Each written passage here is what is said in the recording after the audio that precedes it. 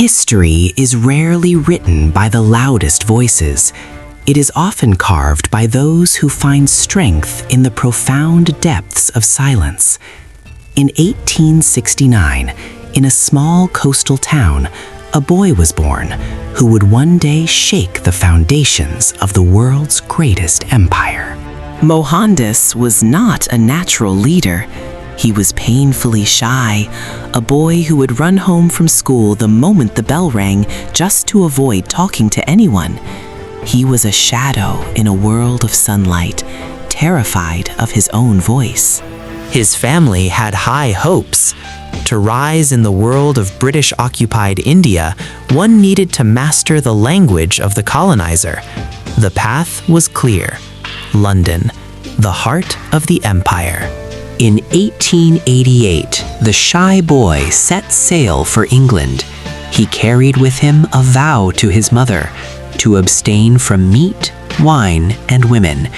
He was a stranger entering a world that viewed him as a subject, not an equal. In London, he tried to fit in. He took dancing lessons, bought expensive suits, and even tried to play the violin. He was attempting to wear the mask of the empire, hoping it would give him the confidence he lacked. But the mask didn't work. During a meeting of the Vegetarian Society, he stood up to speak, and his vision blurred. He couldn't utter a single word. He sat down in shame. The man who would later move millions could not even address a room of 20. He returned to India as a lawyer, but his shyness followed him. In his first court case, he rose to cross-examine a witness, became paralyzed with fear, and fled the courtroom. He was a failure in his own eyes. Desperate for work, he accepted a one-year contract in South Africa. He didn't know it yet, but he was leaving behind the shy lawyer and walking towards his destiny. A destiny forged in fire and humiliation. June 7, 1893. A cold winter night in South Africa. Gandhi was traveling to Pretoria in a first-class carriage. He had a valid ticket. He had the right to be there, or so he thought. A white passenger complained. The officials ordered Gandhi to the van compartment. He refused. They threw him off the train. The sound of his suitcases hitting the platform echoed like a gunshot in the silence of the night. He sat in the dark, shivering. He had two choices: flee back to India or stay and fight for his rights. In that freezing waiting room, the shy lawyer died, and a revolutionary began to stir. But how could a man who couldn't speak in court fight an entire system? He saw that his experience wasn't an isolated incident. Thousands of Indians were treated as coolies, subhumans with no rights. The silence he once feared began to transform into a weapon of observation and strategy. He founded the Natal Indian Congress. He realized that while he was shy in public speaking, he was a master of the written word and organizational logic. He began to unite the fractured Indian community through the power of the pen. When the government passed the Black Act, requiring Indians to register and fingerprint, Gandhi found his voice. Not a voice of shouting, but a voice of no. He called for a new kind of resistance. He called it Satyagraha. Satyagraha. Truth force. It wasn't passive resistance, it was the most active force in the universe. It was the idea that you could defeat an opponent not by breaking their bones, but by melting their heart through your own suffering. He shed the European suits. He began to simplify his life, realizing that to lead the poor, he had to live like the poor.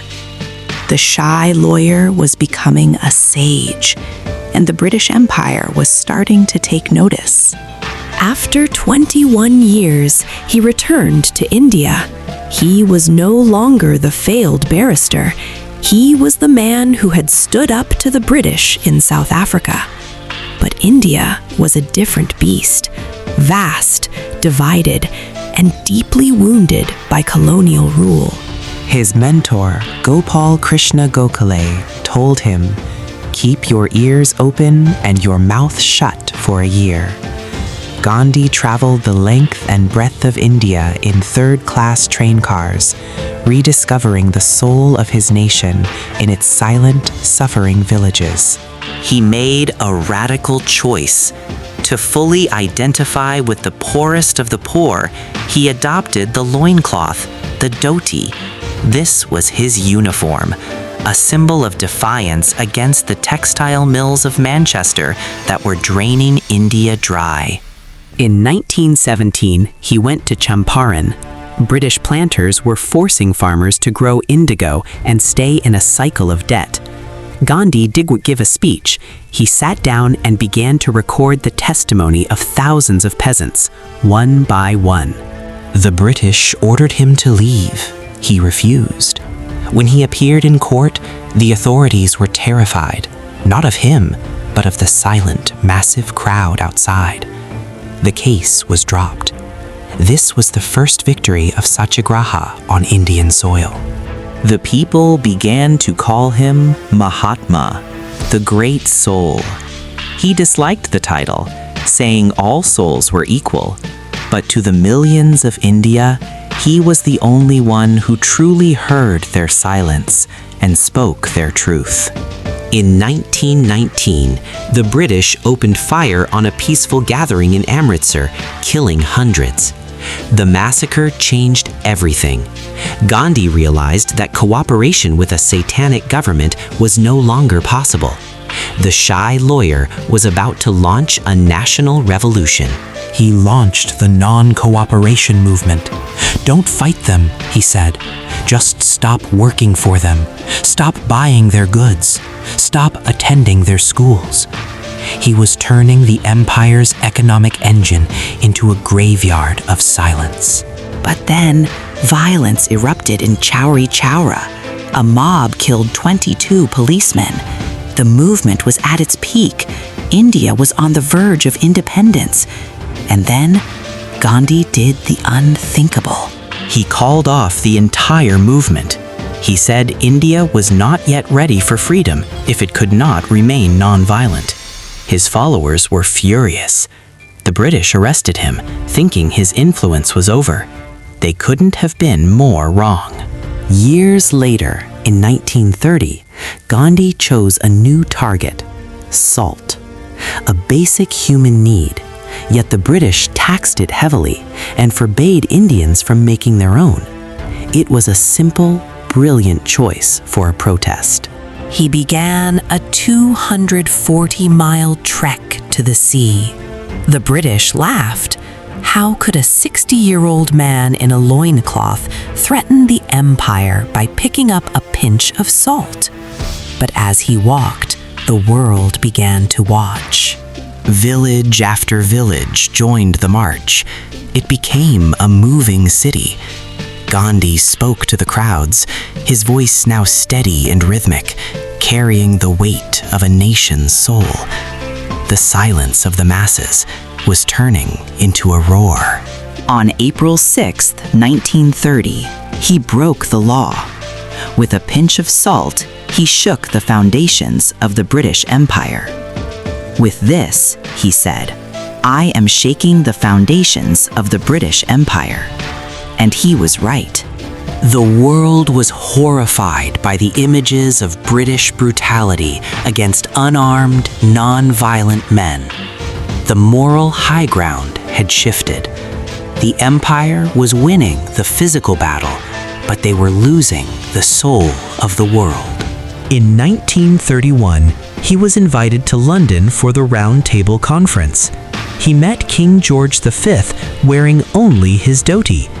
When asked if he felt underdressed, he replied, "The king was wearing enough for both of us." His wit was as sharp as his silence. He visited the very workers his boycott had hurt. He explained his cause, and they embraced him. He showed that his fight was not against the British people, but against the system of imperialism. His humanity knew no borders. As the world plunged into the darkness of World War II, Gandhi issued his final ultimatum: quit India. He told the people, do or die. He was done with gradualism. The empire had to go, and it had to go now. He was imprisoned again. This time, he lost his wife and his closest companion in captivity. The shy lawyer had become an old man who had sacrificed everything for a dream he had yet to see realized. Independence was coming, but it was coming at a terrible price: partition, India and Pakistan. The man who spent his life uniting people now watched as they tore each other apart. His silence became a prayer for peace in a sea of blood. While India celebrated its freedom, the Mahatma was in a house in Kolkata, fasting to stop the rioting. He refused to join the festivities. For him, a divided India was a broken heart. His silence was the only thing standing between the country and total chaos. He went on one last fast to bring peace to Delhi. He was 78 years old. He was willing to die to make the killing stop. And once again, the power of his silence worked. The weapons were laid down because the world could not bear to lose him. The end came not from the empire he fought, but from the hatred he tried to heal. As the 3 bullets struck his chest, he didn't scream, he whispered his final words. "Ay Ram."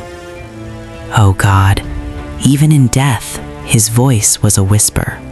The shy lawyer who couldn't speak in court had broken an empire without firing a single shot. He proved that the greatest strength is not found in the noise of war, but in the quiet, unbreakable power of the human spirit. His silence still speaks to us today.